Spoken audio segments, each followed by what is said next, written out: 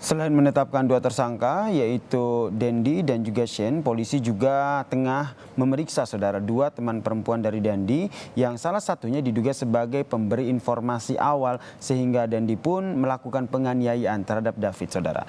Tersulut emosi karena adanya informasi yang didapat oleh Dendi, kita ulas bersama dengan psikolog forensik Mas Reza Indragiri yang telah bergabung bersama kami di Kompas Malam melalui sambungan telepon. Selamat malam, Mas Reza, salam sehat. Selamat malam, Assalamualaikum. Mas Reza, Anda melihatnya seperti apa nih informasi yang didapatkan oleh Dandi dari teman perempuannya sehingga akhirnya membuat Dandi tersulut emosi sehingga melakukan penganiayaan? Tersulut emosi mengesankan bahwa yang bersangkutan melakukan penganiayaan itu dilatar belakangi oleh motif emosional. Tapi sekarang kita bayangkan bahwa si tersangka ini bisa memukul, menendang, dan seterusnya juga merekam. Jadi saya bayangkan bahwa si tersangka ini seolah-olah menjadikan tubuh korban itu sebagai sebuah trofi, sebagai sebuah bukti tanda petik prestasi yang dia capai dengan cara melakukan penyiksaan sedemikian rupa. Nah, dengan imajinasi saya seperti itu, maka saya justru beringsut dari yang semula beranggapan ini merupakan motif emosional bergeser menjadi motif instrumental, yaitu seorang pelaku pidana melancarkan aksinya bukan dilatar belakangi oleh muatan emosi tertentu, tapi justru untuk mendapatkan manfaat tertentu dari aksi kejahatannya. Itu yang saya simbolkan tadi sebagai menjadikan tubuh korban sebagai trofi, sebagai sebuah bukti penghargaan, pengakuan kehebatan dirinya. Tanda petik. Motif instrumental, apakah ini juga nantinya akan berpengaruh terhadap pasal yang nantinya akan disangkakan? Saya ragu. Kenapa? Karena sepengalaman saya lagi-lagi ketika bicara tentang pembuktian pidana tidak mengharuskan ada tidaknya motif. Sepanjang perilaku atau unsur-unsur di dalam pasal tersebut sudah terpenuhi, maka pasal akan berjalan. Berlanjut atau berhentinya proses hukum sama sekali tidak ditentukan oleh terungkap atau tidak terungkapnya motif. Baik itu motif emosional maupun motif instrumental. Baik, Mas Reza, kemudian kalau kita lihat dari keterangan yang disampaikan oleh polisi terkait dengan kasus ini memang masih terus diupdate begitu. Ada informasi awal yang didapatkan oleh Dandi dari salah satu teman perempuannya yang berujung pada penganiayaan terhadap David. Anda melihat ada relasi apa antara informasi yang disampaikan oleh teman perempuan dari Dandi ke Dandi sehingga akhirnya terjadi berujung pada penganiayaan? Seseorang yang merasa di atas angin memang kecil kemungkinan membayangkan tentang resiko atau konsekuensi dari perbuatannya. Apalagi seandainya di kepala yang bersangkutan berputar-putar motif instrumental yang tadi kita perbincangkan. Semakin pongas, semakin arogan, semakin tinggi hati, semakin over optimistis bahwa apa yang dilakukan adalah merupakan kehebatan yang akan terhindar atau bersih dari segala macam konsekuensi hukum apapun. Nah, saya khawatir itu yang terjadi pada si tersangka, bahwa dia terlalu yakin kemudian bahwa apa informasi yang diterima itu adalah kebenaran, dan dia juga merasa punya keharusan untuk melakukan pengecekan ulang karena merasa di atas angin. Tambah lagi mungkin dia ingin mendapatkan trofi tertentu dari aksinya, kekaguman tertentu, pengakuan akan kehebatan dirinya. Maka bisa kita bayangkan akan semakin langsung saja dia melancarkan sebuah tindakan tanpa dipikir terlebih dahulu. Orang normal, orang dewasa biasanya ditandai dengan ucapan think before do. Berpikir sebelum bertindak. Tapi orang-orang yang merasa di atas angin seperti ini boleh jadi akan kebalikannya. Do before think. Bekerja dulu, bertindak dulu, beraksi dulu sebelum berpikir. Impulsif sekali.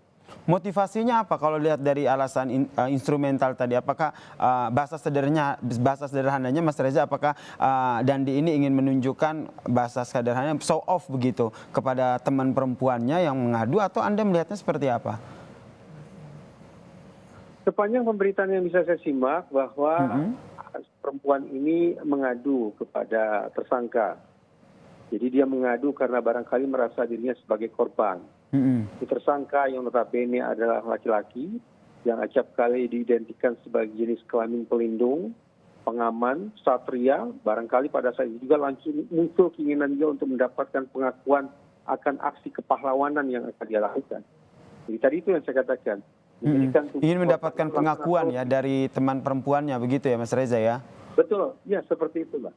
Menjadikan tubuh korban sebagai sebuah trofi yang akan dia peroleh, dan trofi itu akan dipersembahkan oleh si pasangannya akibat kemampuan dia melancarkan tindakan tanda petik heroik itu. Berarti tidak terlalu mendominasi ya alasan ataupun motif emosional karena kesal dengan Davidnya ya. Lebih kepada ingin mendapatkan pengakuan dari teman perempuannya yang melapor. Saya bayangkan kalau semata-mata yang bekerja di kepala tersangka adalah motif emosional, kebenciankah, kecemburuankah, amarahkah, dendamkah, atau sejenisnya, maka apa ya urgensinya sesungguhnya dengan merekam adegan penganiayaan itu? Merekam adegan penganiayaan itu yang menjadi indikasi kuat barangkali sekali lagi ini motif instrumental yang tampaknya lebih dominan ketimbang motif emosional pada diri si tersangka. Kondisi ini saya katakan sangat memprihatinkan begitu.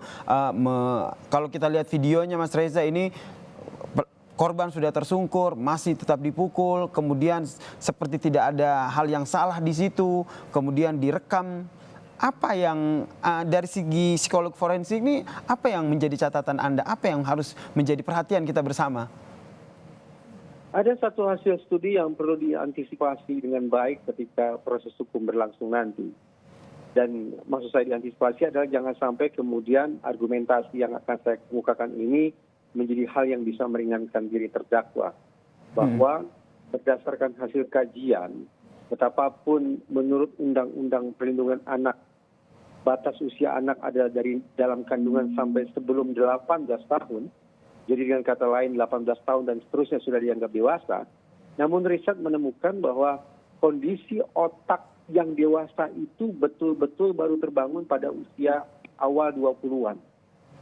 Jadi selepas usia 18 tahun tidak serta-merta seorang anak menjadi dewasa dengan kapasitas atau kemampuan otak yang juga seperti orang dewasa.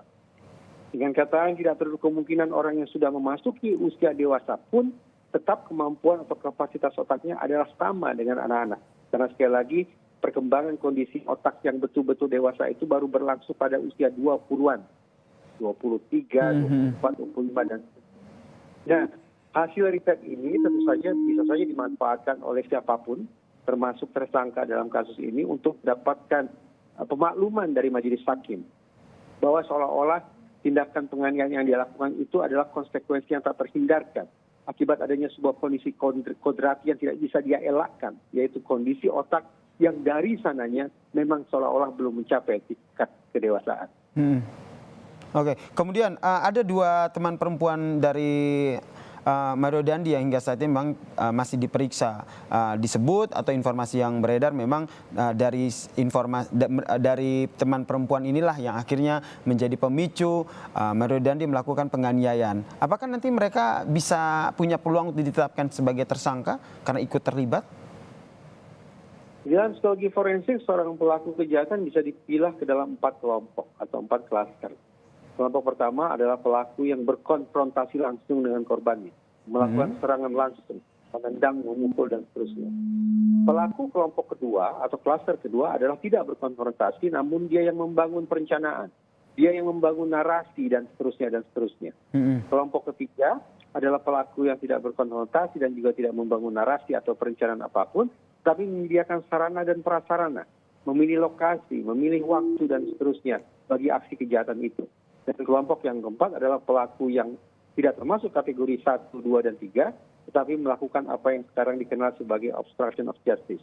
Nah, tugas kepolisian adalah mencari 2 alat bukti untuk memastikan anak-anak perempuan ini masuk dalam kelompok yang mana. Kalau 2 alat bukti itu memenuhi atau terpenuhi, sehingga polisi bisa memastikan bahwa anak-anak perempuan itu masuk dalam salah satu klaster tadi, maka sudah mereka layak untuk menjadi tersangka. Baik, kita nantikan seperti apa ya update penyidikan yang dilakukan oleh polisi. Hingga saat ini baru 2 tersangka yang telah ditetapkan oleh polisi terkait dengan kasus penganiayaan terhadap David. Dan kita doakan juga ya Mas Reza, David dapat segera pulih dari kondisi komanya. Terima kasih Mas Reza Indragiri, psikolog forensik telah bergabung bersama kami di Kompas Malam. Salam sehat Mas Reza. Terima kasih, selamat malam.